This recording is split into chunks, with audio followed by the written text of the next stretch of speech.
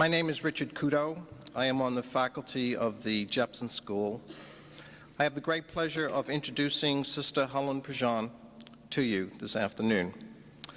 Twice before, I've had the honor of introducing speakers in this Jepson Speakers Forum. Quentin Oliver directed the Yes campaign in Northern Ireland and helped forge an overwhelming majority for the peace accord in 1998. Diane Nash led the sit-in movement in Nashville in 1960 and became a leader in the Student Nonviolent Coordinating Committee. Like these previous speakers, Sister Helen Prejean is shaping history. Like them, she is an extraordinary voice of the human capacity for peace, racial harmony, and justice. Like them, her voice amplifies the hushed voice of others. Sister Helen was born on April 21st, 1939 in Baton Rouge, Louisiana, and has lived and worked in Louisiana all her life. She joined the Sisters of St. Joseph of Madai in 1957, received her BA in English from St. Mary's Dominican College in New Orleans in 1962. In 1963, she received an MA in Religious Education from St. Paul's University in Ottawa, Canada. She has taught junior and senior high school students, has been a religious education director of a Catholic parish, and has been formation director of her community. In 1981, she worked at St. Thomas Housing Project with poor inner-city residents and began counseling death row inmates at Louisa State Penitentiary and continues this ministry today.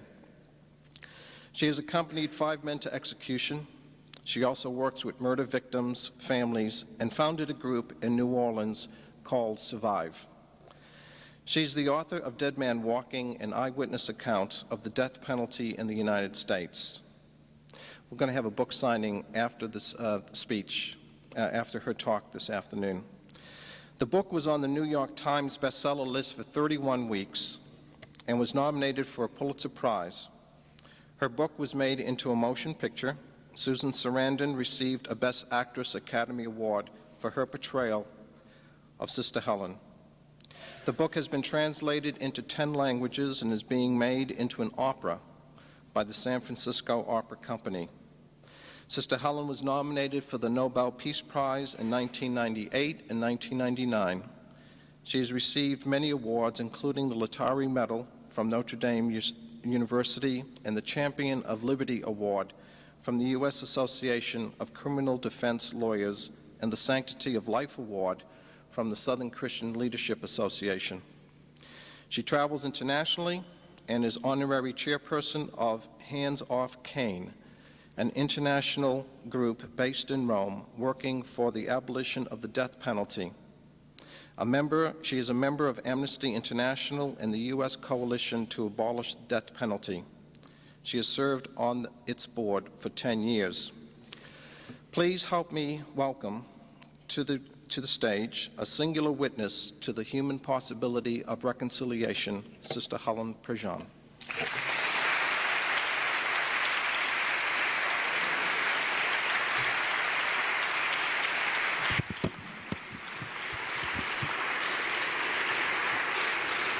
Hello.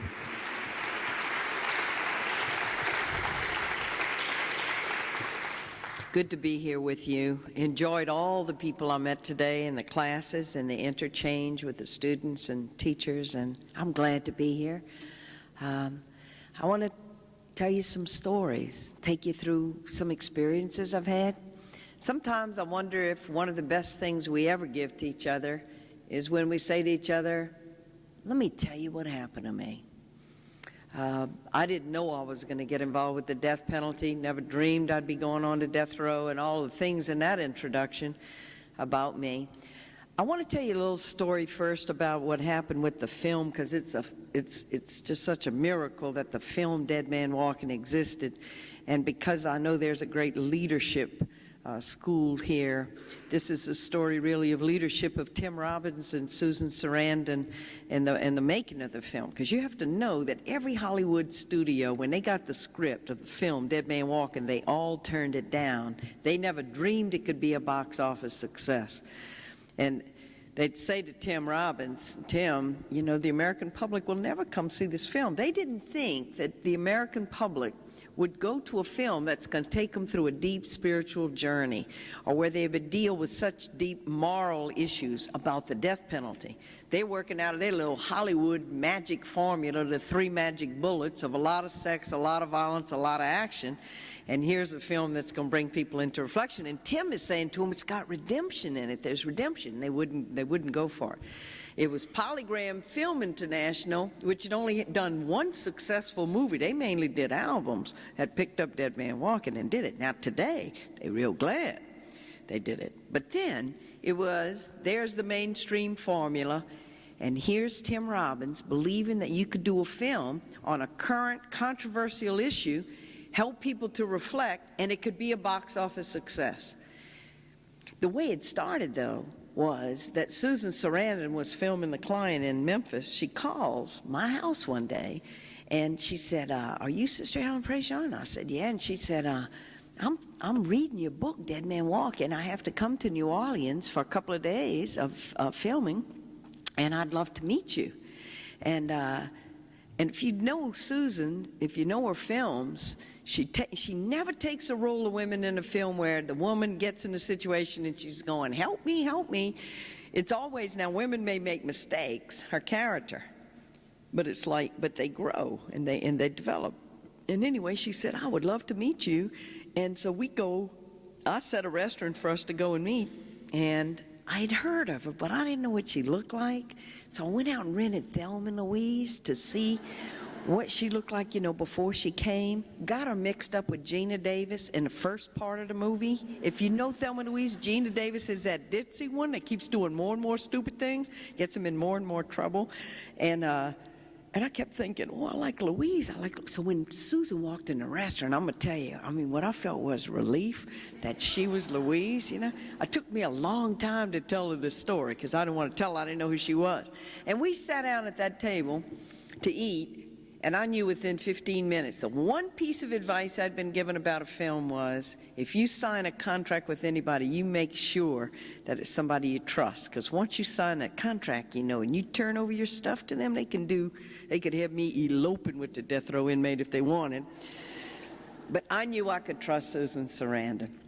And, you know, we've gotten to be friends. And one time she told me, you know, she defined the vocation of acting as enforced compassion. Because she said you get inside the skin and lives of all different characters and people that otherwise you would never be, you would never meet. And you walk inside their skin and their lives, and it has taught me a lot about people. So Susan says to me, I'm going to bring the book to Tim Robbins, but Tim was busy, he was working on a project, but she prevailed. I mean, over 6 months, she'd periodically call me and say, I can't get him to read the book. I know if I can get him to read the book, he's going to want to do this film. And finally, because she persisted, I call her the midwife of Dead Man Walking, because she stayed on Tim until finally he goes, okay, Susan, okay, I'm going to read the book. And he read the book. Then I went up to New York, sat with them in their living room, and began to give shape to this film. And I work very closely with Tim, and it's one of the things I've discovered about people who are really leaders is that when they're talented and they have gifts, they're not afraid to collaborate. It's the insecure people who hold their cards close to their chest and this is my turf and I ain't sharing it with you. And here's Tim. I have a stack of screenplays this high as the film went through its different stages, talking together. What was this like? Is this how we're going to do this part of working? And then the film came out, and people stood in long lines in the snow to see Dead Man Walking. And I said, Tim, how are we going to get the public to go see this film? Because, you know, it's really hard. I mean, the movie's out there. And he said, oh, we're banking on getting some Academy Awards, you know. I said, oh, no kidding. And it ended up that we had 4 nominations, And then I was there at the Academy Awards, and when I watched as Susan Sarandon went up on that stage to receive the Oscar, 1.3 billion people saw and heard about Dead Man Walking that night. And because Sean Penn was nominated, Tim Robbins was nominated, Susan was nominated, got it, and Bruce Springsteen, who did the title song, actually got to perform his song, and so the movie was given to the world. My experience is that when we do our little part, and I have had a little part, though I know it's been a significant part, and we just do what we're supposed to do, and then we turn it over, there's a bigger sweep to things. And just like sometimes there can be a big sweep where evil happens and where bad things happen to people, also the movement of life, though, I believe is much stronger than the movement of death. And we can be part of like the move in the world for human rights and the move in the world to help everyone to have a decent human life. That's also present. And what happened with this film, because when I'm going to tell you that some of the core parts of my own journey, and then how it's like I put my little boat on a wave. At first it was like a little lagoon and it was very quiet. And then the boat like starts getting onto the current and began to move.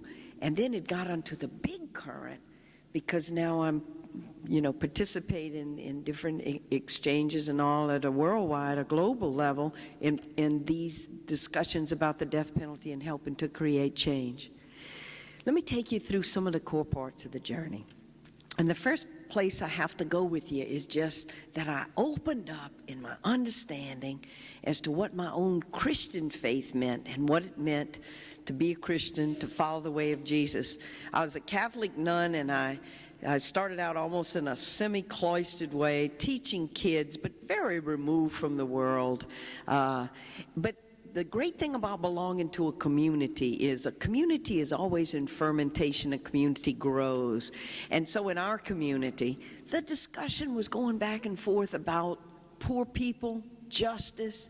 Why was it that so many of us were with the affluent or the middle class and not many of us were directly involved with the inner city and the poor?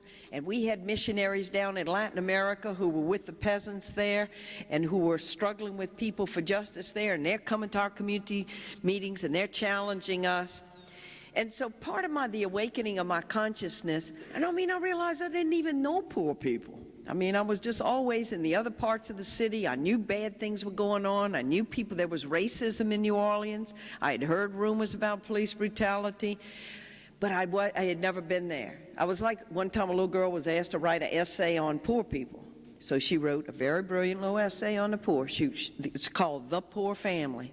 And she said, once upon a time there was a very poor family. The mother was poor and the father was poor. The children were poor. The butler was poor, the chauffeur was poor, the gardener was poor. It's a very poor family. And it was kind of like me, because I didn't know directly any people. And then and I tell about the awakening in Dead Man Walking, that's the first part, that I suddenly got it. I began to read the Gospels in a new way. Look at who Jesus was with. Read those Gospel stories. And he was always with the thrown away people, the marginated people, the people who were the thieves, the people who were the unclean, the people who didn't fit in. And you translate that today. And then that led me to go and move and live with sisters in an apartment in a St. Thomas housing project in New Orleans. And we got a lot of things that keep us from doing that because we have become a society very afraid of each other, very separated from each other. And so we see on the evening news coming on whatever acts of violence happened in the city. No matter what other peaceful things may have gone on in Richmond during the day, what are you going to see on the evening news? They're going to ferret out any act of violence. And we become very, very afraid. Someone's written a book, The Culture of Fear. We're afraid of each other. We don't go into certain neighborhoods. We tend to stick in our own circles. So here I am going right into the middle of the St. Thomas housing projects, living there with other sisters, and living and working among the people. And when I worked at this adult learning center where people who had dropped out of high school would come in, it was like, if you think of the great American dream like a beautiful tapestry, it was like I had gone behind the tapestry and I was seeing all the cut threads and all the knots. You know, I was seeing drugs as open as loaves of bread. I was seeing violence. I was seeing blood on the sidewalk. Everybody had a gun. Tempers were short. Kenny Singleton was the first person killed. After I got there, they got in an argument over sunglasses. Somebody went up, got a gun, shot Kenny Singleton. I'm barely there in St. Thomas a week, and we're all going to a wake of this young man, the first of many where people just were gunned down and people were shot. And I'm beginning to see things from a whole other perspective. You know, I'm beginning to learn. I also begin to get in touch with my own privilege of how I had grown up. My father, a lawyer. I went to the best schools. I traveled. By the time I was 16, I'd been to Europe.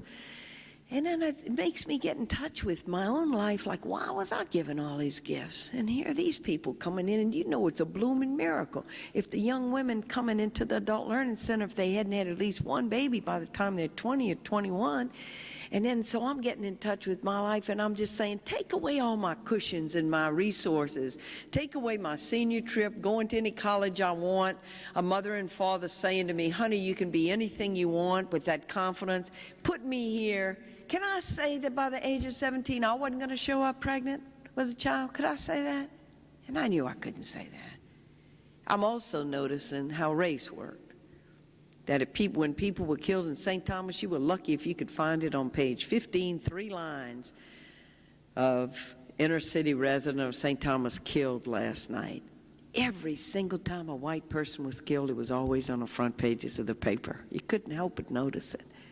And it's while I was in this environment, in this soil, that one day a friend of mine in a prison coalition office, we were both coming down St. Andrew Street, and he asked me, hey, Sister Helen, you want to be a pen pal, somebody on death row? This was 1982. We hadn't executed anybody in Louisiana since the 60s. I thought all I was going to be doing was writing a few letters to somebody on death row. That's what I thought. Never dreamed they were going to execute the guy in the electric chair on the night of April 5th, 1984. And also, of course, never dreamed that I, as spiritual advisor, was going to walk with that man into that execution chamber and be saying to him, you look at me, you look at my face when they do this thing, and I will be the face of love. I will be the face of Christ for you. Never dreamed. I never would have done it. I never would have done it if I had known that. But the way God works in our lives, or whatever name we have for God, when we put our boat out on these waters, our community has a maxim that says, never leap ahead of grace. It's like the spirit that we need, the strength that we need, the insight that we need, and the courage we need wells up under us as it happens, not ahead of time. And so I start writing to this man on death row, and they wrote his name down for me on a little white piece of paper, I remember. And I don't know that this name is going to change my whole life. I don't know this. I write to the man, and the man writes back to me. And I have to tell you, when I addressed the envelope of this letter, I paused, because I had never in my life written a letter. Somebody lived on death row, on waiting to die street. I never in my life experienced anything like that. All I knew was this man was a human being. He had dignity. I'd write him a letter, and lo and behold, the name writes back.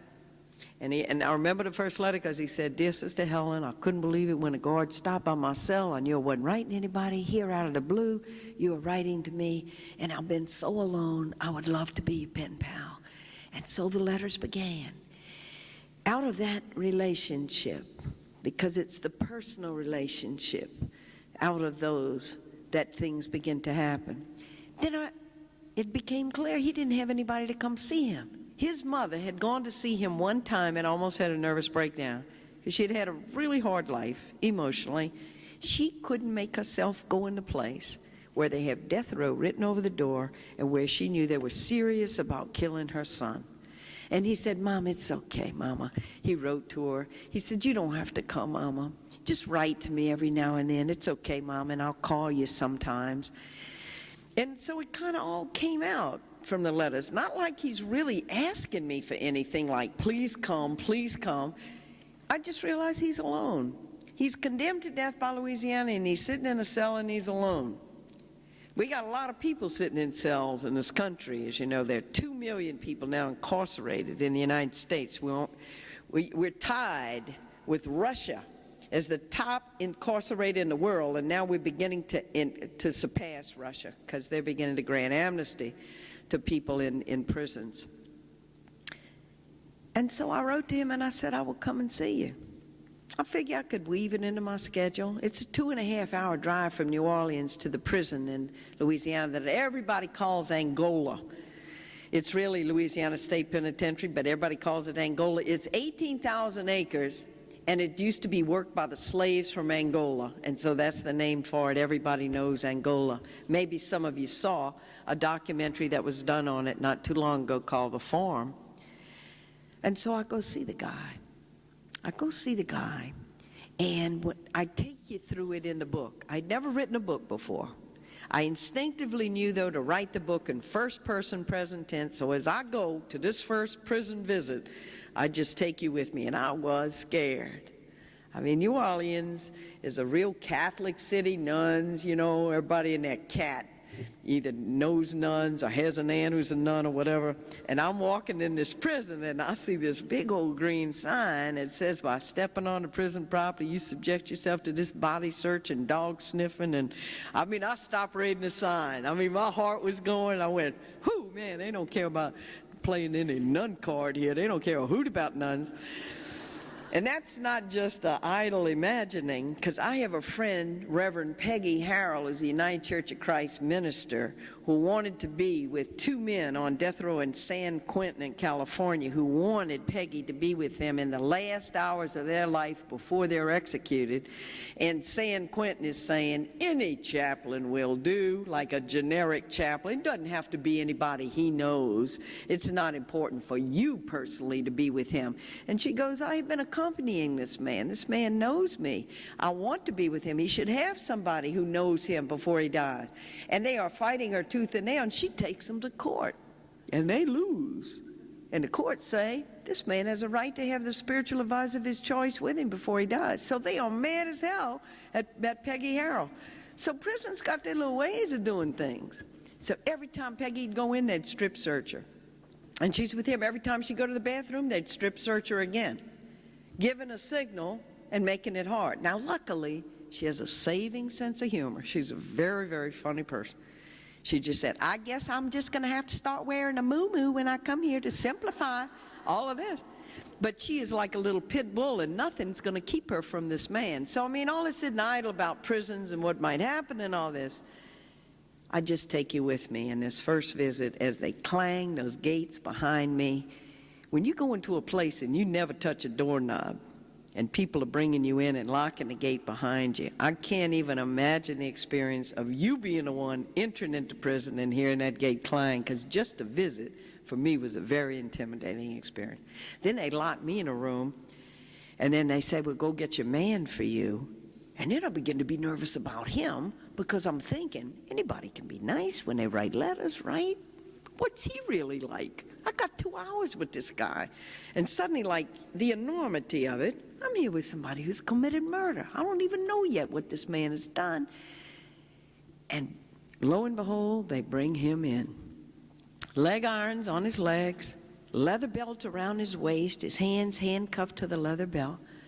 And they bring him in, and I look up through this heavy mesh screen. He was in a cubicle locked in on the other side from me locked in another room. And I couldn't believe his face. I couldn't believe the humanness of his face. I couldn't believe when I looked into his face and he was smiling. And he said to me, Sister, you drove all that way, you came. Thank you. Thank you for coming to see me. And so we began to talk. And the 2 hours went like this. I didn't have to do much of the talking. I was a listening presence to him. The fact that I had come. And so the 2 hours passed, and the next thing I know, the guard's saying, your time's up, ma'am. I had found out in the course of that first visit, though, that Patrick Saunier had a brother, Eddie Saunier, who was in the prison, who was serving 2 life sentences. And that was my first question about the legal system. Whatever this murder was, how is it that one brother got death and one brother got life for the same murder?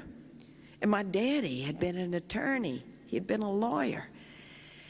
And I didn't listen too much to all that lawyer talk that he used to do. You listen to legal talk when you got to listen to legal talk, right? And about the legal system, I know nothing. In fact, I know very little about the death penalty as I begin to meet this man for the first time. But I did have a question. Now I got plenty question marks about the legal system and the death penalty. I mean, we have 87 innocent people who have come off of death row since we put this thing into effect. And there are a lot of question marks about people in Virginia who have been brought to their execution. And the last time I was in Richmond, Virginia, was for a press conference for Joseph Liddell before Virginia executed him, to try to save his life and try before he was executed to get Virginia to do a DNA test, because he said, if you do this DNA test, you will see that I am not guilty of the first-degree murder of this woman. And Virginia would not do it. And not only that, after Joseph was executed, they had the evidence destroyed of the DNA. That just happened in your state, just happened here in Virginia. But I have a lot to learn. In the beginning, I don't know anything about how it works. Or I never dreamed that innocent people, along with guilty people in this process, could be brought into the death penalty. But once I began to find out how the death penalty works, first, how selective it is. The rhetoric of the death penalty is we're going to reserve it only for those people who do the most heinous, cold-blooded, terrible crimes, right? And then you look at the United States, think of it like a big old funnel. And there are 17,000 homicides in this country every year. Narrow that funnel down. 1.5 to 2% of people who commit murder are chosen for death. And can you guess who they are? That some people do cruel, heinous, grievous, terrible, cold-blooded crimes? Yes. But you look at who drops out of that funnel onto the 3,600 people on death row and the close to 600 people we've executed, of which Virginia has executed over 70 people, you find they fit a certain profile. All of them are poor. As Johnny Cochran said, we were doing a workshop together, he said, you got the OJs of the world and the no J's of the world. Who you gonna find on death row? Never the OJs of the world. The no J's, all poor, 99 point something, selecting poor people, and then overwhelmingly 8 out of every 10, over 80% of people selected for death because they kill white people. And once you start looking into this thing, you find out it's always been considered the most terrible crime in this country to do a crime against a white person or their property. When we had the death penalty for rape in this country and 355 people were hung from gallows or killed in electric chairs, for the crime of rape, you think we're talking about the rape of women of color? It was always because white women had been raped. And don't get me wrong, it's wrong for any human being to be killed. It's wrong for any human being to be raped. But when we go to apply our criminal justice system, we have a criteria. We have a criteria of outrage. We seem to be very outraged over the death of some people. 50% of all the homicides in this country are against people of color.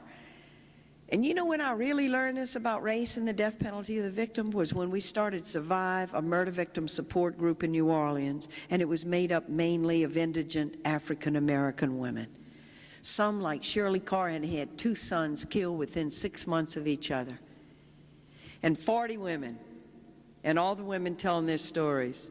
And I found out not only did the DA's office in New Orleans ever pursue the death penalty for anybody who killed their loved ones, but none of them had ever come to trial.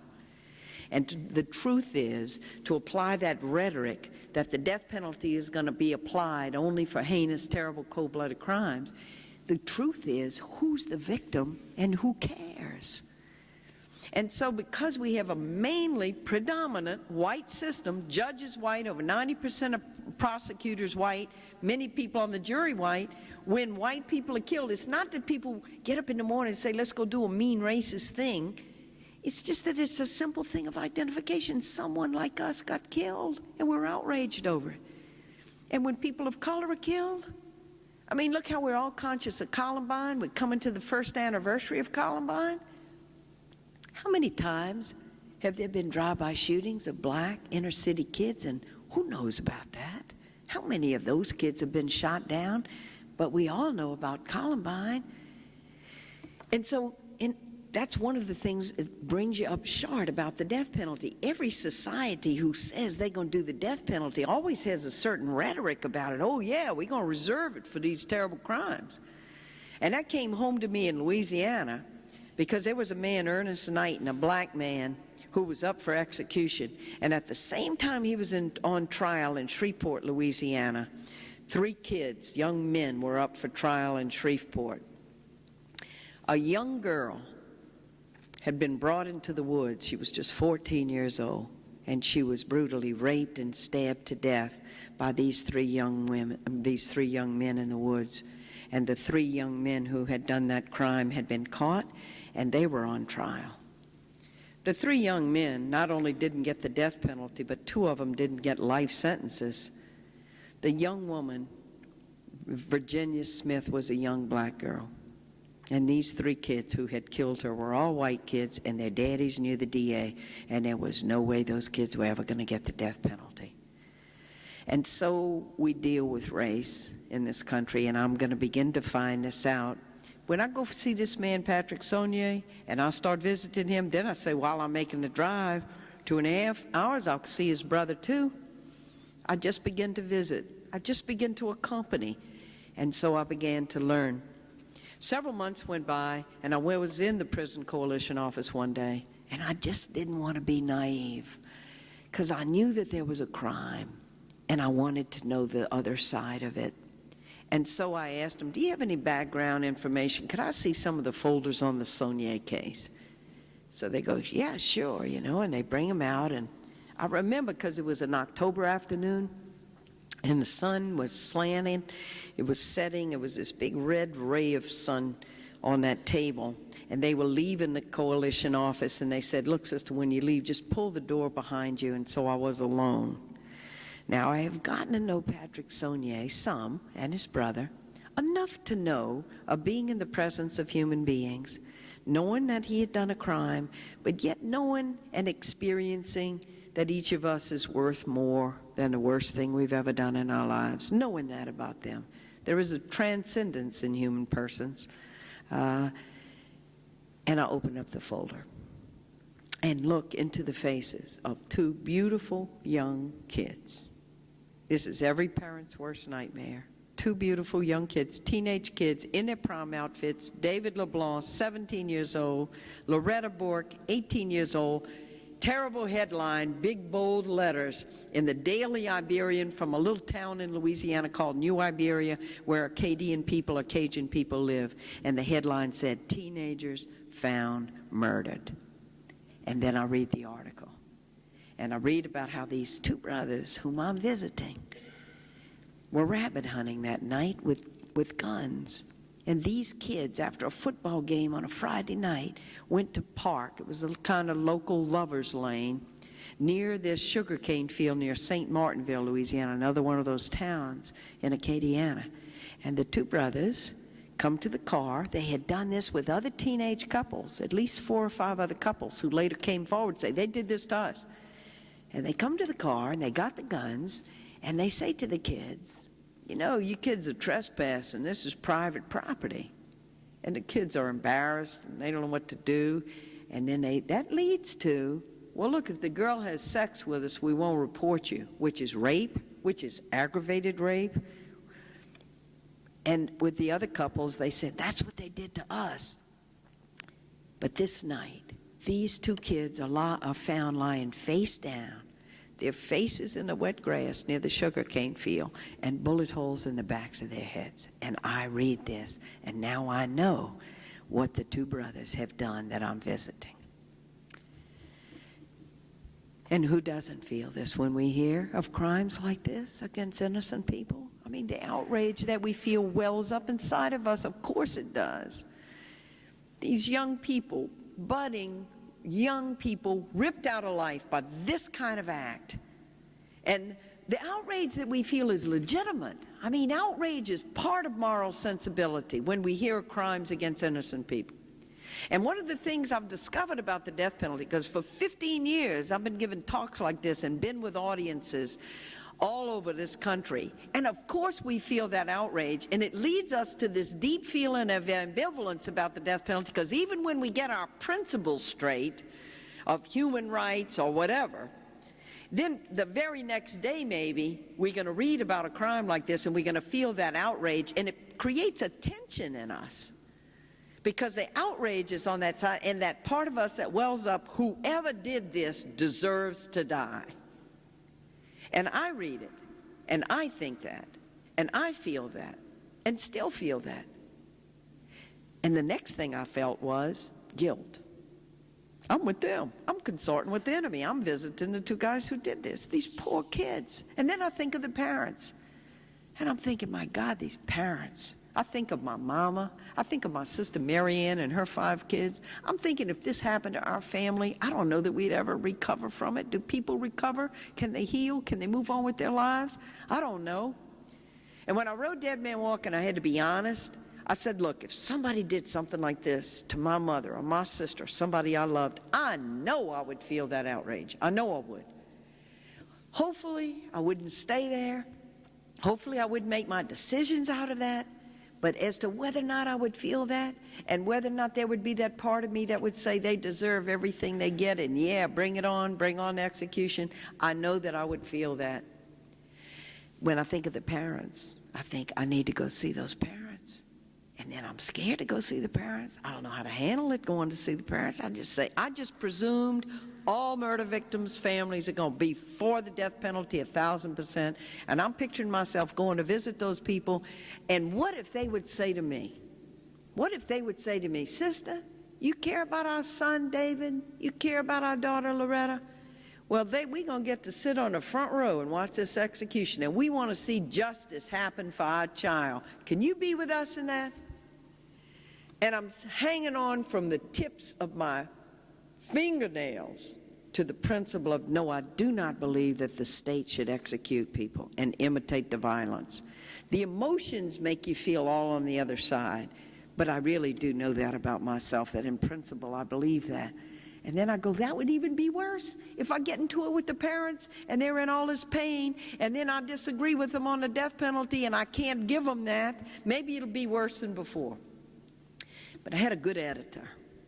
And when I did the first draft of Dead Man Walking, and I'm talking about not going to see these victims' families and why I was staying away, and he reads it and he looks at it, and he said, well, Helen, it wasn't just that you were confused or that you hadn't done this before, but it was cowardice too, wasn't it, Helen? I mean, weren't you scared? And I go, yeah, I was. He said, look, when you write your book, tell people about the mistakes you make. Don't just take them with you on the peaks of the waves where you do everything right. Because this was a bad mistake. God, this was a terrible mistake.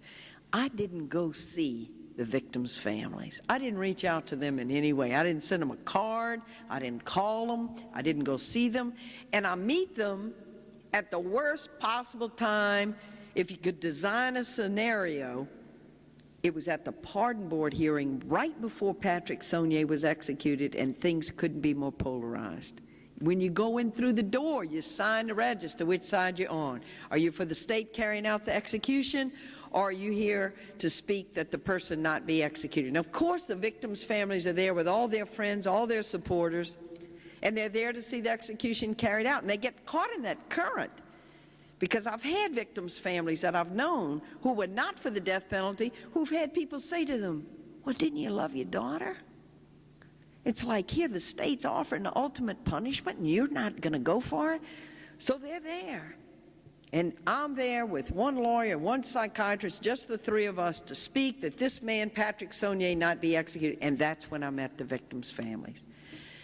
And the pardon board was behind closed doors voting. We were walking on a sidewalk outside the building. The Bork family, whose daughter had been killed, walked up first.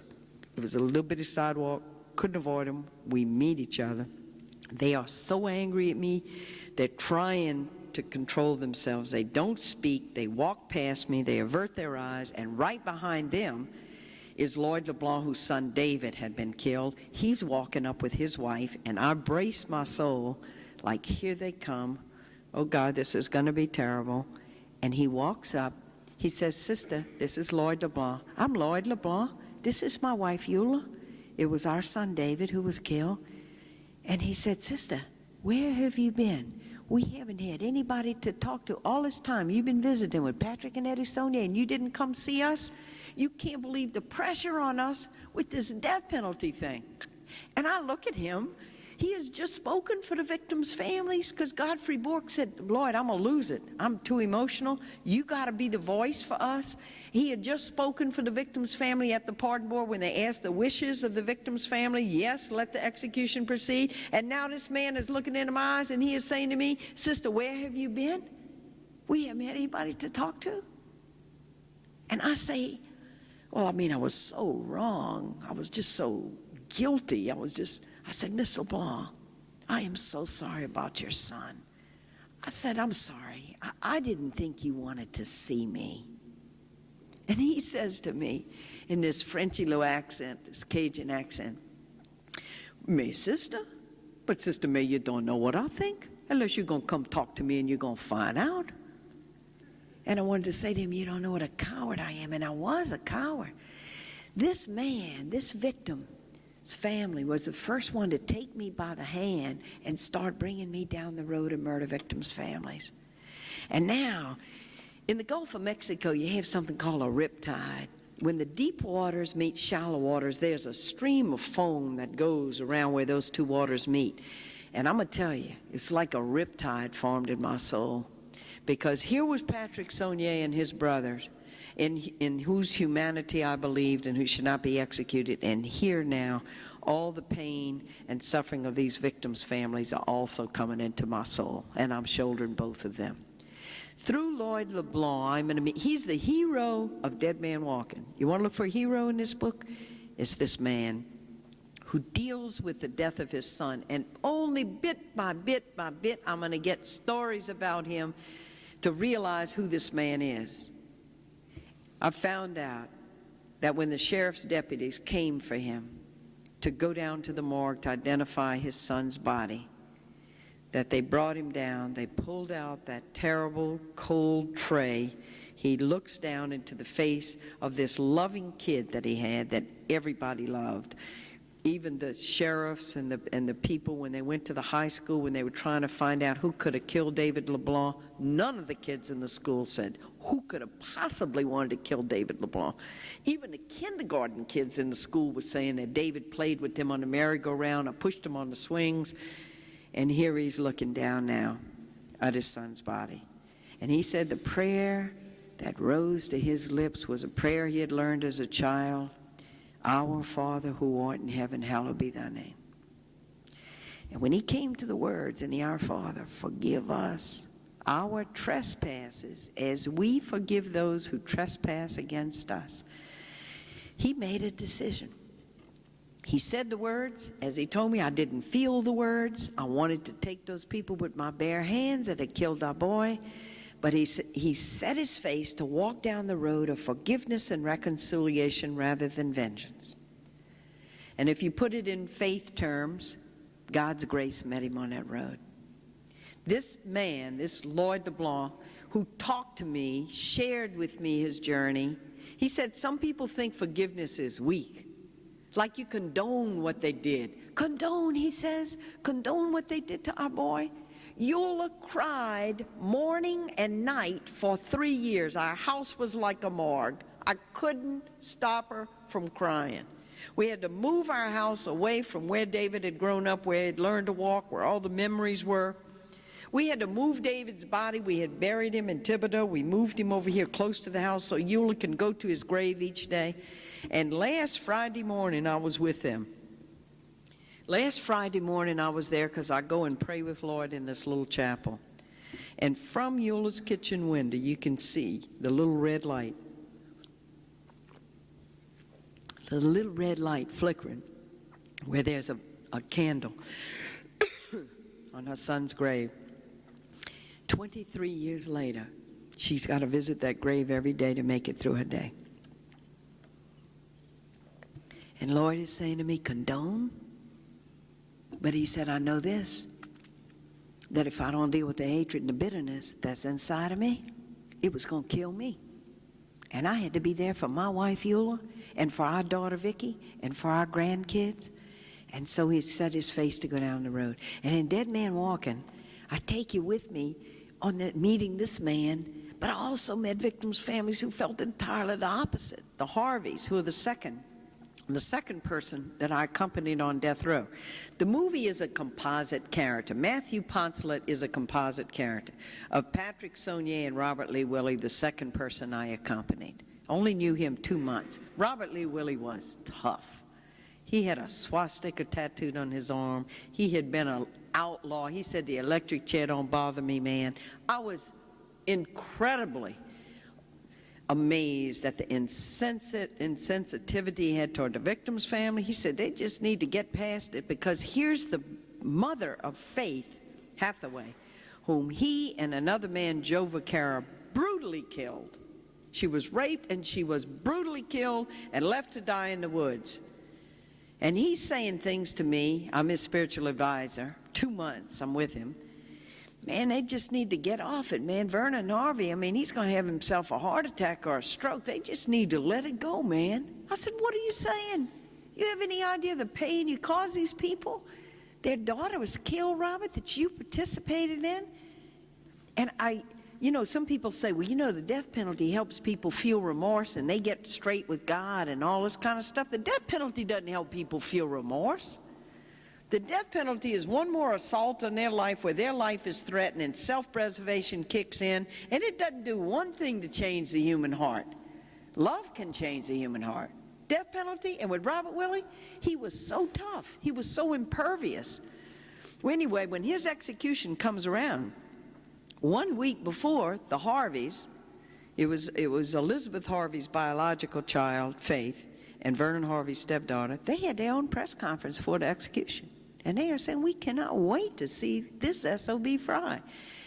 And who doesn't understand that that's their pain talking? And here the state has this guy, and here the state says we're going to kill this guy. Is this okay with you? And they saying, yeah, it's okay with us. And Vernon Harvey says, I wish they'd let me pull a switch. I want to see the smoke fly off his body. And so they're there. And all of it, I take you through it in the story. They watch him die in the electric chair on the night of December the 28th, 1984. And what I'll always remember was afterwards, we came out into the prison parking lot. All the media was there because this had got national attention. It was the first time a state allowed the victim's family to be present at an execution. So it had national press attention. And all the press is waiting for the Harveys. And all the cameras, all the microphones up to these people coming out. They've just walked out of the execution chamber. They just watched Robert Willie die. And they say, well, how do you feel now? You waited, you got to watch him die tonight. What does it feel like? And Vernon Harvey went up to one of the microphones and he said, anybody got any Jack Daniels? Anybody want to dance? Every victim's family ought to have the chance we had tonight. We watched this SOB fry. And then he added, do you know what? The SOB died too quick. I hope he burns in hell. And I realized hearing him say that, he could watch him die if there was a way to do this every week. Put Robert Willie up there, kill him again, kill him again, kill him again. He and his wife couldn't break out of it. Once they were publicly in this posture of supporting the death penalty, every time there was an execution in Louisiana, you could bank on it that the Harveys are going to bring their folding aluminum chairs, their water cooler, their 2 signs, another murderer getting his due, justice for the victims, and they couldn't break out of it. And then I got to know them. I would visit them. And every time I was with them, they would kill Robert Willie again. Vernon Harvey said, and you know what they should have done? They should have taken him from his cell, strapped him in the electric chair, and 2 seconds before midnight, then take him out, bring him back to his cell, and make him suffer. He couldn't kill him enough. But the chair at the dining room table where Faith had sat would forever be empty. And I looked across at him in the parking lot that night, and I thought, this is a very thirsty man who has just had a long, long drink of salt water. And I've been with victims' families on both sides, those that seek the healing through the execution. But just remember, if you hear politicians or anybody say that the reason we have the death penalty is going to be justice for the victim's family, you remember those 17,000 homicides every year. You remember 1.5 to 2% of people who commit these murders are chosen for death, which means 98% of victims' families are never going to get this so-called justice. And then we have to ask the question, what heals the human heart after somebody's been through such a terrible ordeal of having a loved one killed by violence? Can the state executing the person right in front of your eyes, what does that do to heal a family? We can't even presume that victims' families are all of one mind about the death penalty. I know a family in Baton Rouge right now. Their sister was murdered in a terrible murder. The two brothers in the family are for the death penalty, writing letters to the editor to bring on the execution. The two sisters are against the death penalty. The family split down the middle, and the poor mother, who has lost her daughter to murder, now is watching her sons and her daughters not able to talk to each other because they divided over the death penalty. We can't presume that families are monolithic beings and everybody agrees about this, that, oh, we're going to offer you this and this is going to help heal you. And then when we started Survive for victims' families, and then I had the experience with all the African-American mothers and saw how that thing worked, and the women in the group, they didn't expect justice. They didn't expect justice from the DA's office. Some of the mothers in the group had to wake up every morning and see the ones who had killed their kid, and there hadn't even been an investigator sent out. No investigator ever was sent out. You got to care about who was killed, and you got to be outraged over that to start getting in there, sending investigators, much less to do a full court press of going for the death penalty. Which lives are really worth that? And you begin to find out they got all this selectivity tied up to the death penalty. Who was the person killed? Who cared? Not just race, but class. When a homeless person gets stabbed in the middle of the night and they find this old wino on the street stabbed to death, can you picture a local DA's office saying, oh, this is terrible. A homeless person was stabbed last night. We got to go for the death penalty on this. Bring the TV cameras out. When the nobodies, in quotes, of our society are killed, there's a shrug of the shoulders. You're not going to see a full court press for justice to get them justice, as the death penalty is called. And so I begin to find out. I begin to find out about this. And not only do I meet the murder victims' families, and do I meet Patrick and Eddie's mother, Gladys Saunier, and his sister Marie, and all that they go through, it's like that's when I discovered we got two victims' families here. One is the family of the one who's been murdered. Yes, truly they are. But what about this mother whose son is going to be executed? And I could come here for an afternoon and I could just tell you mothers' stories. The third person I was with, Willie Celestine, when it was time for his mama to leave him in the death house, it was 5:45. They always follow this ritual. Exactly 5:45, the mama leaves, the family leaves. And I noticed that when she kissed Willie goodbye, she kind of just stood up, gave him a little peck on the cheek, and ran out of that building. And I was standing cat corner. I could see her where she left the prison building to go to the vehicle that they had waiting for her. And I could see Willie. And Willie could see me and know that I could see his mama. And I see that his mother has collapsed over the hood of the car. They're going to take her out of the prison, and she is sobbing. And Willie is looking at me saying, Sister, how's my mama? And I say to him, she's fine, Willie. She's fine. Because I know Teresa Celestine wants her son to think that she's strong, that she's not breaking down, that she's being courageous in this thing. And later she told me, Sister, if I had put my arms around my boy's neck, no guard could have pried my arms loose. Is this the only road we know to go down? That when people have done terrible crimes, the only thing we know to do is to imitate them and kill them. And there's another family here. Gladys Saunier, Patrick and Eddie's mama, she couldn't go into the town of St. Martinville because when she'd go in the store, she'd hear people say, there's that white trash mama with the murderous kids. She disconnected her phone. She turned off her TV set. She had people who would cut up dead cats and throw them on her front porch. Because don't just think that we're going to be able to put all the wrath and all the hatred into one person who's done the crime. There's a family here that it extends to as well. One afternoon, Gladys Sonia goes to her front door and opens it up and sees a man standing there with a basket of fruit. And it's Lloyd LeBlanc. And she lets him in, and he says to her, Miss Sonia, I just came to tell you that all of us who are parents, we never really know what our kids might do, and I don't hold you responsible for what your boys did to our son. And he left her the basket of fruit, and he said, if you need me, you call on me.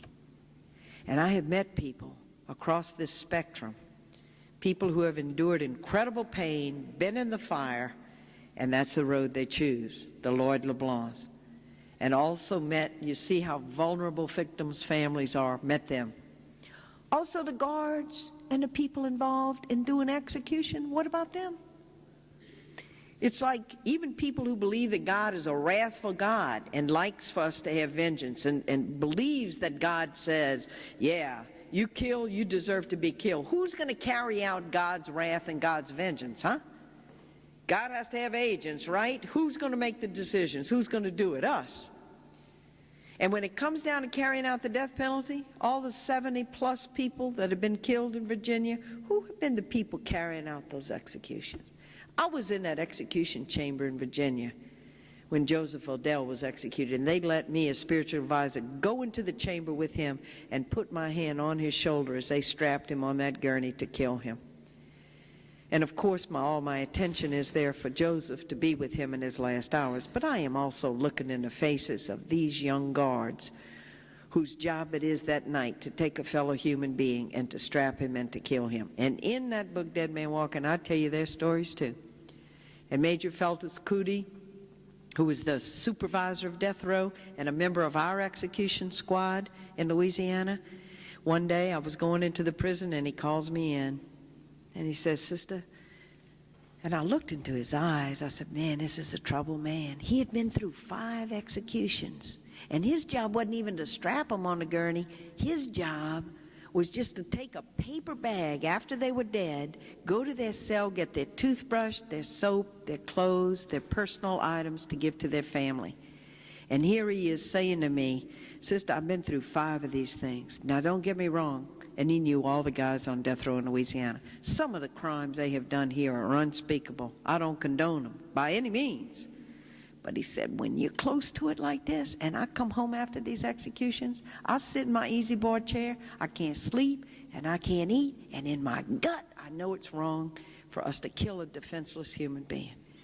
Plus, he says, I get to know them. They're here 5 years, 10 years, 15 years. Some of them, for the first time, start reading books, get to be reflective people. They're not the young, wild animals that came in, and then we kill them. He said, I got to quit. He's the only man. I tell everybody's story in that book. The governor, the head of the Department of Corrections, the warden, Major Felton Couto. He's the only person who quit because he couldn't do it anymore. He quit because of his conscience. The other people keep on, and they say we got to do our job, but not him. And you know, one of the moral questions we got to ask ourselves, we got to push ourselves on this. When we feel that outrage welling up within us, when we hear about a terrible crime that someone has done, and we feel ourselves saying they deserve to die, we got to ask ourselves, am I willing to do it?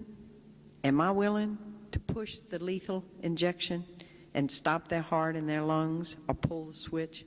Because if there's a part of my soul that kind of holds back from that, and I got to hire somebody to do it for me, there's a part of me that hasn't said yes to the death penalty. And we need, if we find ourselves hesitating, that's worth reflecting on and going and traveling into that part of our soul and reflecting.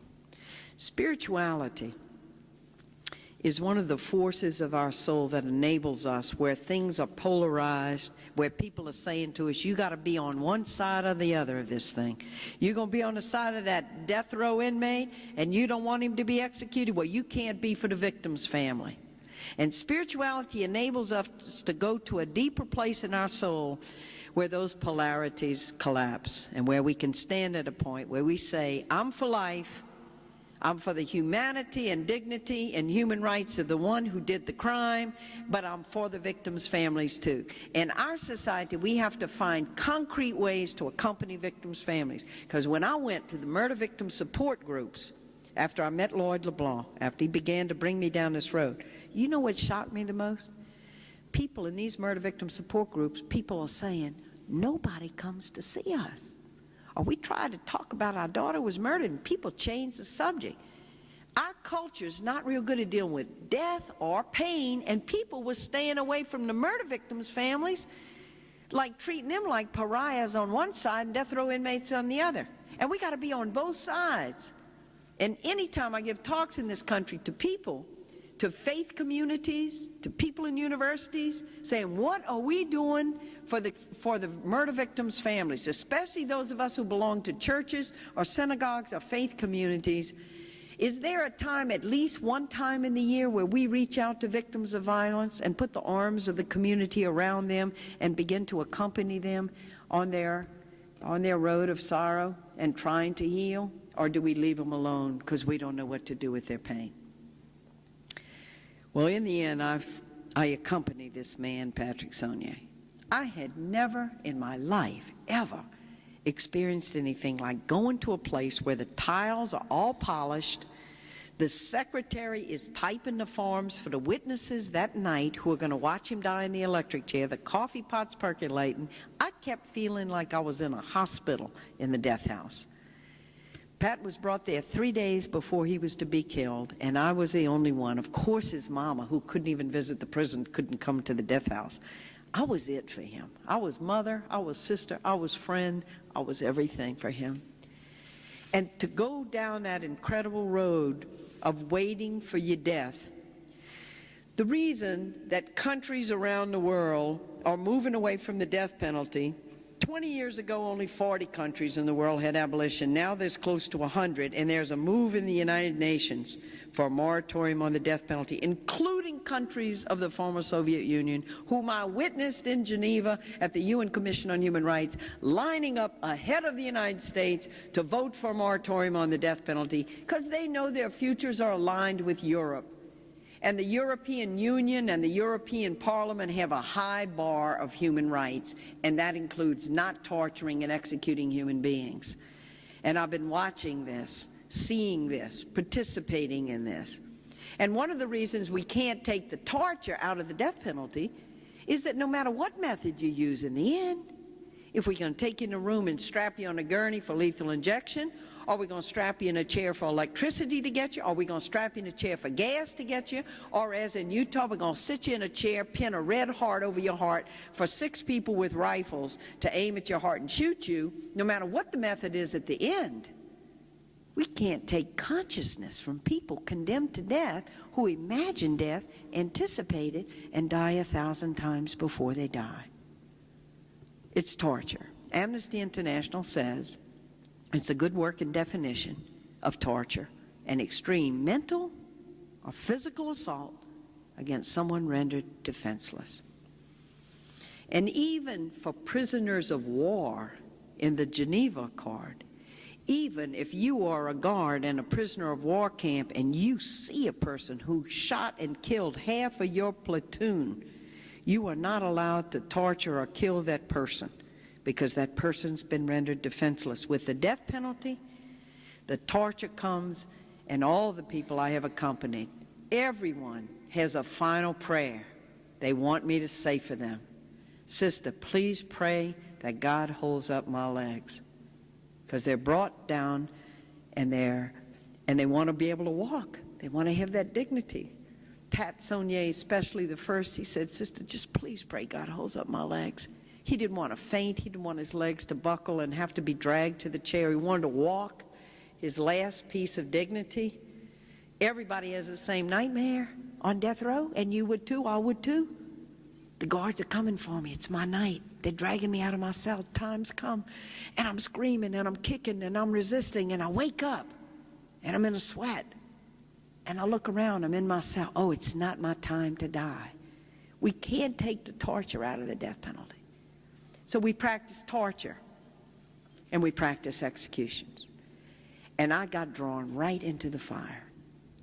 And here's this man now that I wrote the letters to, that I visited on the night of April the 4th, because it's right after midnight that he's being killed.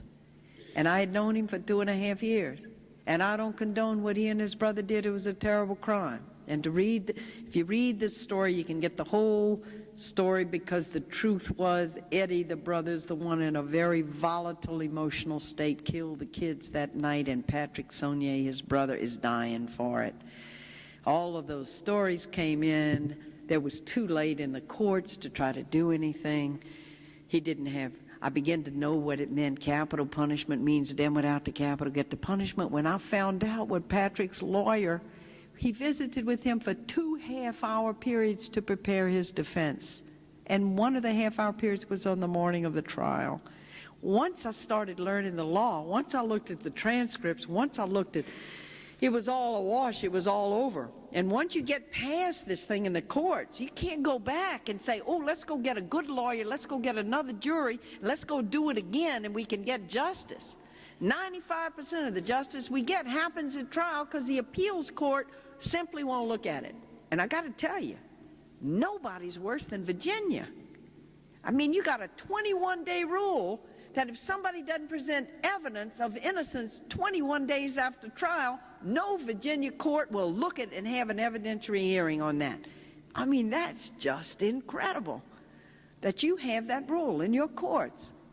All those 87 innocent people coming off of death row, there have been times where governors have intervened in Virginia, and then they gave them life sentences. What if they're really innocent? Should they be getting life sentences? That's a governor intervening, and if a governor intervenes, it has to be if there's a lot of heat. But how many innocent people in Virginia, because of that, have gone to their deaths? Joseph Adele, I believe, to be one of them. And his dying words on that gurney were, Governor, tonight you're going home to your family. You were killing an innocent man. Was he innocent? I'm not positive. I don't really absolutely know. But he was asking for a DNA test that would have shown it, and Virginia wouldn't let him have it. And just recently, they destroyed that DNA evidence so nobody can ever look at it. So what do we really know? And here's the thing. We don't have to do this. There's another road waiting for us, open for us. And it's a road of life. Over the last 10 years, because sometimes you hear people say, you know, if we don't execute them, they're going to get out in a few years and they're going to kill again. And when people say that, that's an argument for safety. We got to protect our loved ones from violent people. And that's legitimate. We do have a right for safety. But the thing that we have to know is that in Virginia, along with most other states, state legislatures over the last 10 years have tightened up sentencing for first-degree felony murder, for which you could get the death penalty, and people get real life without parole sentences, or they get mandatory long-term sentences before they can even be considered for parole. And you have that in Virginia. Can we be safe from people who are violent without imitating their violence and executing them? I believe we can. And there's beginning, for the first time now, a movement. Maybe it's because there's been so much media attention on the innocent people thrown in with the guilty in this system we have, where poor people go to trial, are given lawyers that very often cannot do the adequate defense that they need, so that it's really an equal playing field when you go on to trial. Maybe it's because of that. But in general, polls show that support for the death penalty in the United States has dropped from 74% to 61%. In '99, it dropped 5 more points. And we also know that when you ask people the question about the death penalty and give them the alternative of life without parole instead of the death penalty, support for the death penalty drops to 50% or below. And when you include in the question and the alternative, which do you prefer, death or life without parole and a way to give restitution to victims' families?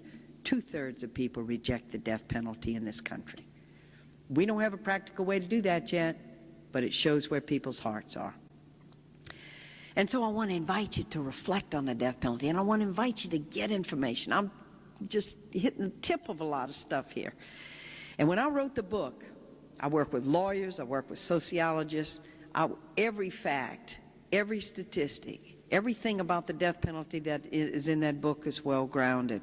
And it can take you through the whole journey and take you to just reflecting, going below the surface of what maybe we believed all our life or heard our parents saying, or it's been the popular cultural thing. There was a time in this country where it was a popular cultural thing to have slaves too. And we could have walked into the village square and watched people on the auction block, watch mothers be separated from their children, or watched a slave being flogged and have somebody say to us, oh, they don't feel pain the way we do. And the same thing about the death penalty. And the reason I wanted to write that book was because I wanted to be able to have a way to bring people there. Because I know you're never going to go into those death chambers. Most people are never going to be brought there. How are we going to see? How are we going to know? I had been a witness. My job was to tell the story, and that is what I do. And I got to tell you this. I've crisscrossed this country, and I will do it again many more times over these 15 years telling this story. And I have not found an American public wedded to the death penalty. I have found people saying, I didn't know it was like that. Thank you for taking me there. And who are willing then to sign the moratorium petition calling for a moratorium on the death penalty. That's like a ceasefire in a war. It just says, let's stop killing people, take a long, hard look at this and see if we can't, with a creative imagination as a society, construct an alternative where we can be safe, but where we don't have to imitate people who kill people to try to teach our children that killing people is wrong. We don't have to keep doing that. Let me just say that there are the moratorium petitions here. I want to invite you to sign them if you know where you are on the issue. I appreciate a lot of people struggle with this, and they're on the fence, and they struggle with the ambivalence. And if that is where you are, I want to encourage you to go deeper, reflect, get more information to sort it out. I'll be glad to stay afterwards and sign books for anybody who wants them and be here as long as you need me to be. And so let's stop here now, and let's have a little conversation together. We got a mic back there. And when I say conversation, I mean you can ask a question, but also a comment, an insight, something that you want to say. Feel free about that, because this is also a forum in which I learn and gain insights from people. So don't feel it has to be a question, but feel free if you want to ask a question, that's okay too.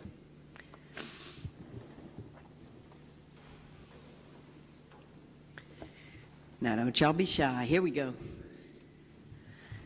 I was wondering if you personally experienced any violence for standing up for the death penalty, and I was also wondering if you see any danger in those of us not affiliated with the church experiencing any danger for standing up to abolish the death penalty.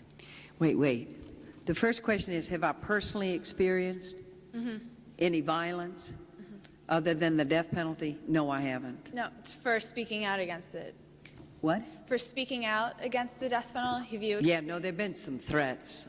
In the beginning in Louisiana, when we first started standing up to call public attention, and we would do these long marches like from New Orleans to Baton Rouge, people would call on the phone and say, I want to give some support to your group. It's in the form of quarters, which have been melted into bullets and threats. And so when we walked on the open highway, there were phone calls and people passing by in cars that gave us the finger and yelled some interesting things to us. But I've never been physically assaulted. Now, what was your second question? About people not with the church? What's that question? Do you see any danger for those of us that are not affiliated with the church in speaking out? That you might experience some danger? You mean a threat to your life because you're not affiliated with the church? Like you think the church protects you? I mean, no, I don't think you would experience any danger. And most of this, remember, is that it doesn't incite most people to violence because you're going to discuss with them about the death penalty or share things with them. Most of the time, it's a discussion, And you learn how to do it. You learn how to talk to people and just say, would you read this and just look into this? Would you think about this? But it's not the kind of issue that incites people to violence, really. And I've been doing this for a long time. One time I talked at a Catholic school in Dallas, the Ursuline sisters, and one of the sisters who was hosting it was scared for me because I was in Dallas, and she got an armed guard to be there. I said, Margaret, an armed guard? She goes, well, Helen, you never know what might happen in Texas, you know. And we laughed about it, and the little guard was precious, you know. He was standing by the stage, and so Margaret says to him, well, look, I don't think you have to be that obvious, you know, maybe. He said, but sister, what if somebody leaps on that stage and tries to throttle Sister Prejean? Once you start thinking in these terms, you can kind of go, but nothing like that has ever happened. Mostly it's just people like, you know, they just need to be given a chance to listen, go through the journey and so forth. Yes. It's an honor, Sister. I just want you to know that I've been to Virginia's death row, and I've been in the death house, and everything you say is true. Every thought that you had, I've had.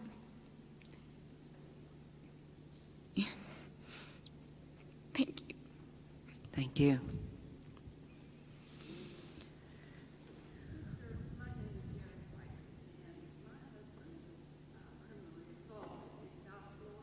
You want to go to the mic, just because I know I can hear you and everybody else can't.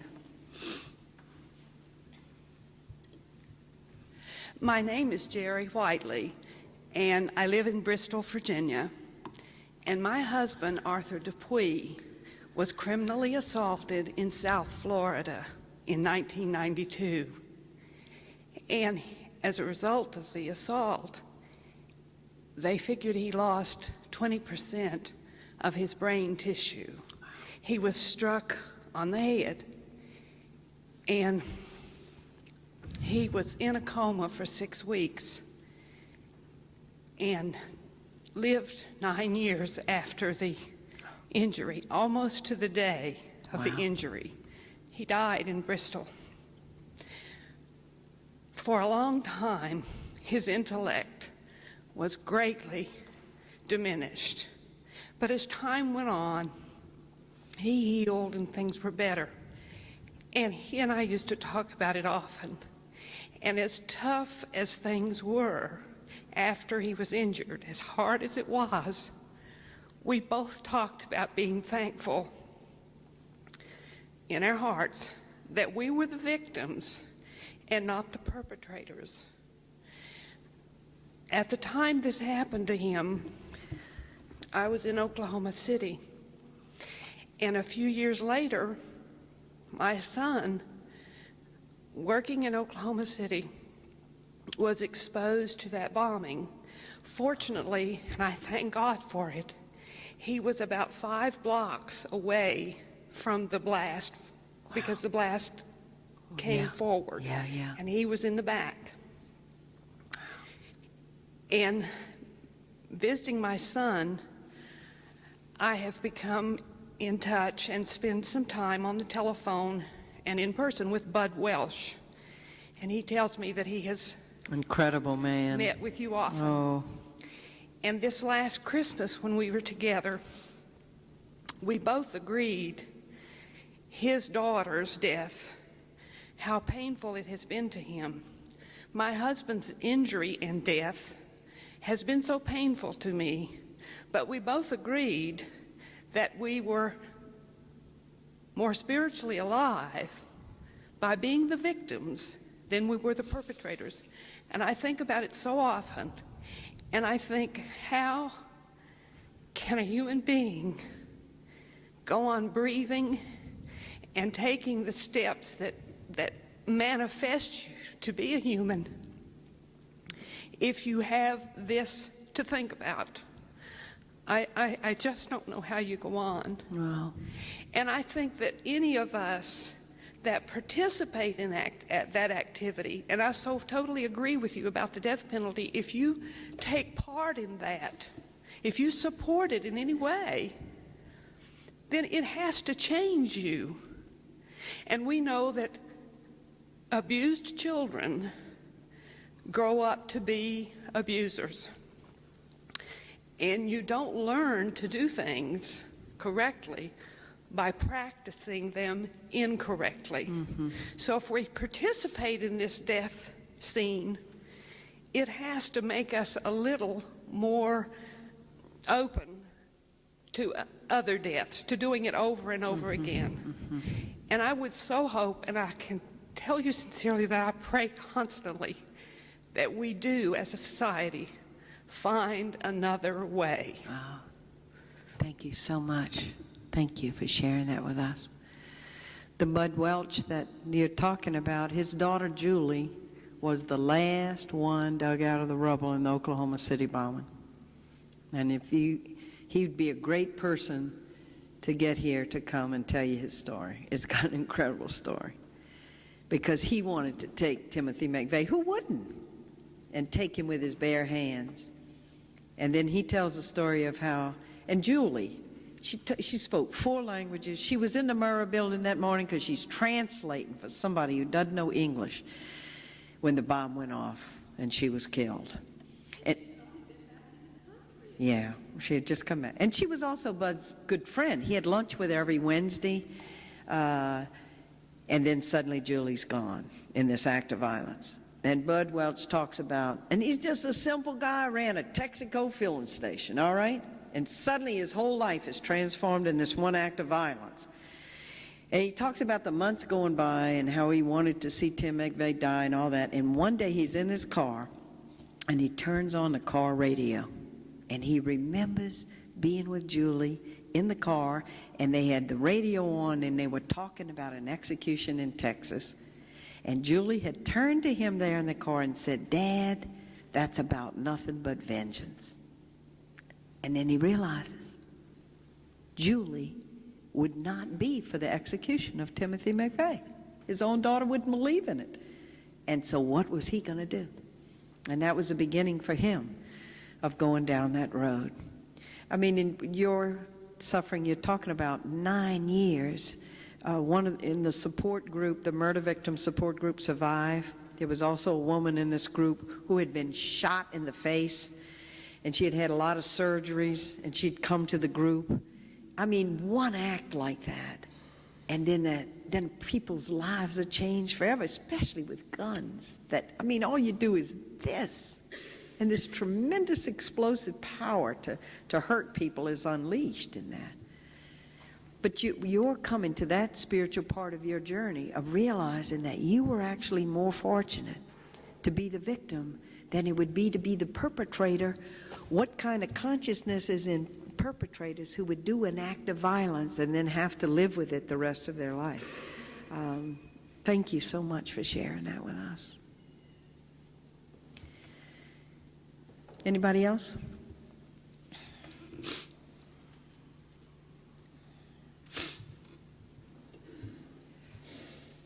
We've had the death penalty on the front pages of the newspapers in Virginia recently, especially this past week. College of William and Mary Law School had a symposium on the death penalty and religion.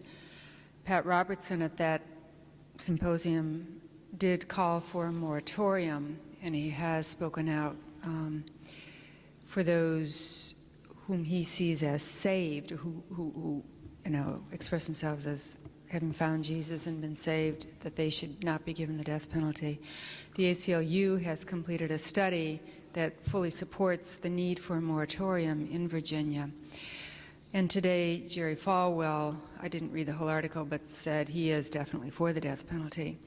And I wonder if you have had any dialogue with some of those religious leaders and with other religious leaders, since virtually every religion in this country, major denomination, has a statement against the death penalty.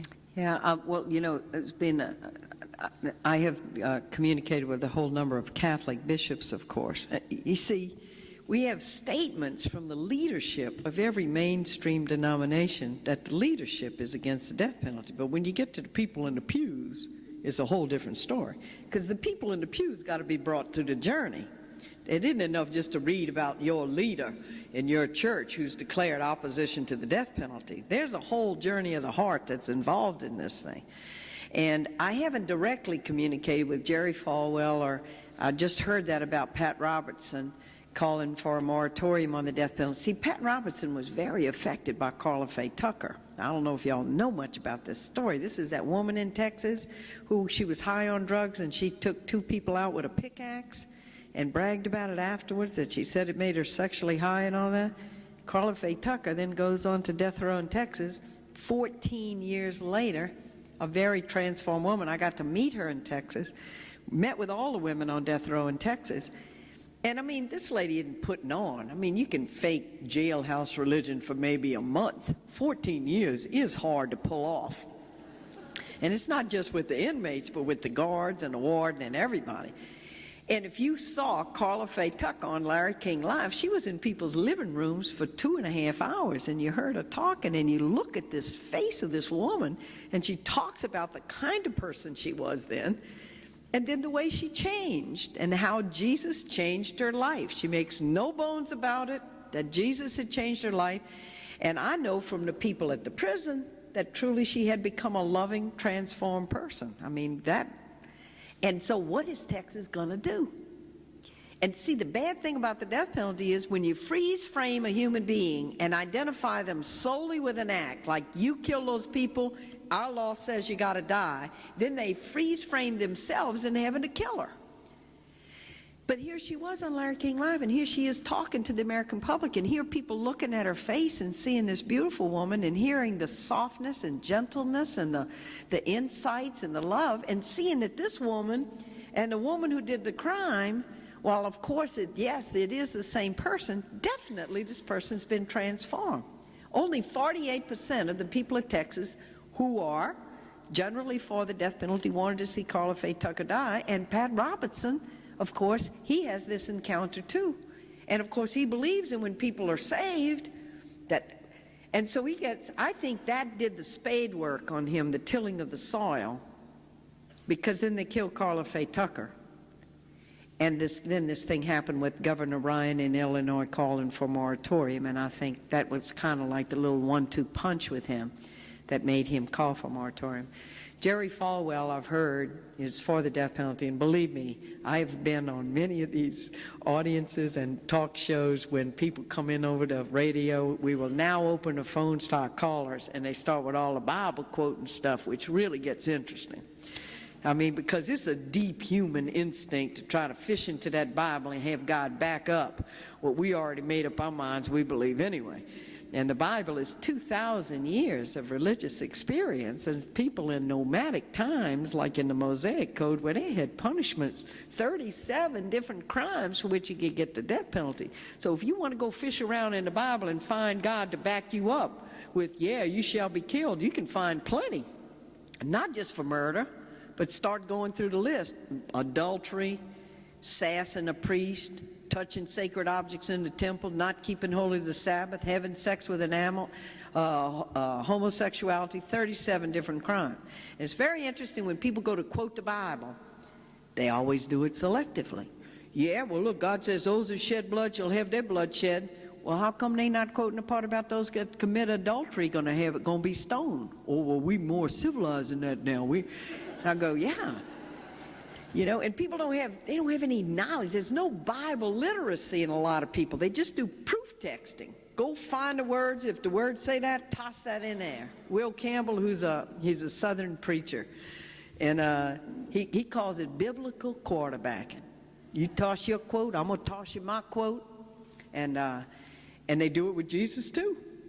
You know, Jesus, who was executed by the Romans and said, Father, forgive them, they know not what they do. Well, boy, they got words coming out of Jesus' mouth to support vengeance and all too. And the scriptures, you know, are literature and their faith experience of communities over many, many years. And they point in a direction more and more and more to compassion and not returning hate for hate. But you can't even divide it and say the Hebrew Testament is for vengeance and the New Testament is for love. No, because by the time you get to the later prophets in the Hebrew Testament, you already are moving toward that in Ezekiel and Isaiah, of that God is a God of compassion and that we're not to return hate for hate, but that compassion is going to be the spiritual virtue and value that's going to take us and helps us to be a human family, and that we are to love everybody. And Jesus was strong about the thing of loving enemies, so not allowing yourself to have enemies. There are no enemies. But it's like people twist that and turn that to back up what it is that they've kind of decided anyway. I mean, when you're in a debate with somebody, wouldn't you love to quote the ultimate authority? Well, like, excuse me, but as God said, who happens to agree with me? And fish out the page and quote God. And I've watched district attorneys do that, to quote God right out of the Bible. And we got a lot of work to do. We got to work on this soil a lot in terms of understanding Bible, the Bible as literature, the spiritual message in the Bible, the direction, and we have a lot to do with that. You've been wonderful. Thank you so much, and we're going to stop here.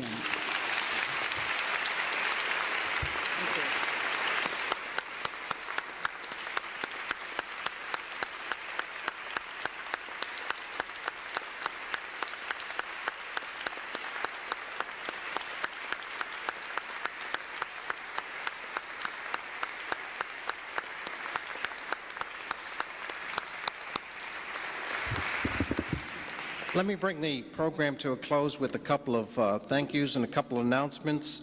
First, the person whose imagination, vision, and ability made this event and the whole series on faith and values possible, John Rosenblum, Dean of the Jepson School. Unfortunately, his schedule did not permit him to be here today, but we owe him a great deal of thanks for his energy, vision, and imagination to make this possible. And I'd like to see if we could make enough applause that he could hear us even in his absence.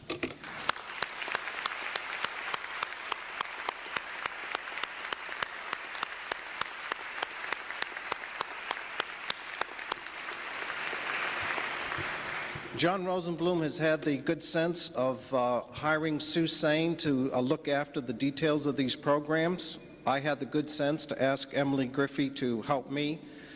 Thank you both.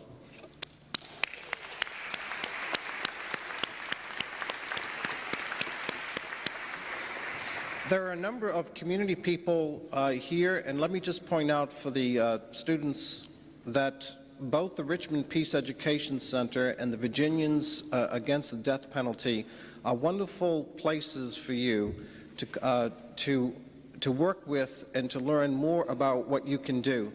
Likewise, please avail yourself of every opportunity for community-based, problem-centered learning with your faculty and other programs, including the Community Problem-Solving Seminar, which is being offered this summer, and we're still looking for students to sign up for those of you who may be interested. The next Jepson Forum will be start in the fall, and the theme is the city. For those of you who are visiting this campus special, please fill out one of the cards so we can keep you on a mailing list and let you know about that.